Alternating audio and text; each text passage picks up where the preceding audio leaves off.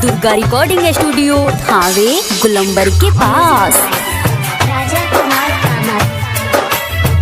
तू ससुरा में जब रोवेलू कब्र में हमहू तरपीले। तू ससुरा में जब रोवेलू कब्र में हमहू तरपीले। फिक्र न करी बन के धड़कन हरदम धरा के तुम ससुरा में जब रोवेलू कब्र में हमहू तरपीले। तू ससुरा में जब रोवेलू कब्र में हमहू तरपीले।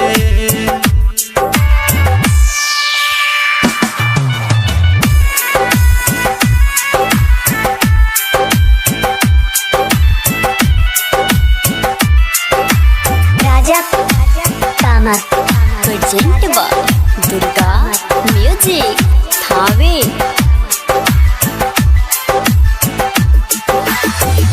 रहलू ना तो कदीर में तो का भइल बन के परछाई संग में रहे।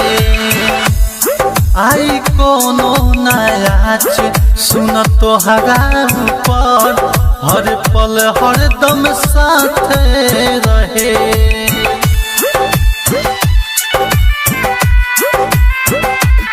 रहलू ना तो कदीर में तो का भइल बन के परछाई संग में रहे। आई कोनो अचानक तोहरा ऊपर हर पल हर दम साथ रहे। का खाता हो गया बोला तू हमसे आज भी हम तरसीले।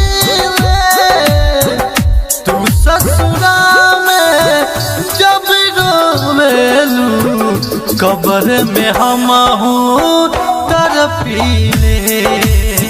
तू ससुरा में जब रोवेलू कब्र में हमहू तरपीले।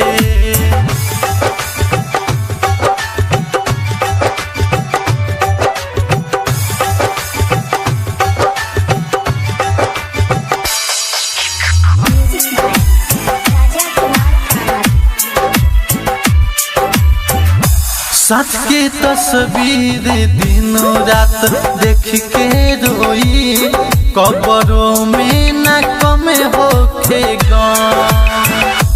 दिन से दिल को लिखे प्यार के पैगाम दिलो जान से तो है चाहनी हाँ।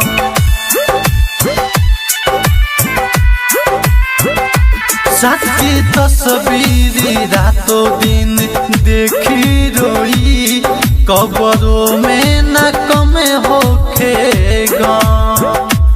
दिन से दिल को लिखे प्यार के पैगाम दिलो जान से तो है चाहनी हाँ।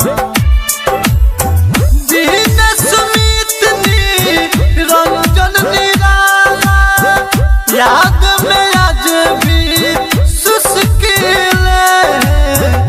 तू ससुरा में जब रोवेलू कब्र में हमहू तरपीले। तू ससुरा में जब रोवेलू कब्र में हमहू तरपीले। बन के धड़कन हरदम धरा के तू ससुरा में जब रोवेलू कब्र में हमहू तरपीले। तू ससुरा में जब रोवेलू कब्र में हम तरफीले। Mix by Durga recording studio Thawe Gulambar के पास।